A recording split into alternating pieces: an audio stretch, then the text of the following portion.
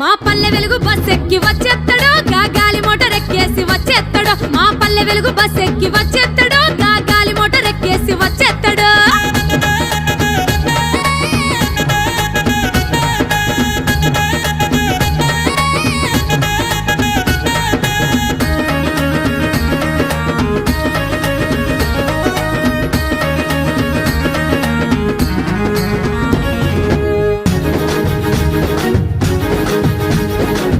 జాలి రెక్క కట్టుకున్నా సీటి సీర చుట్టుకున్నా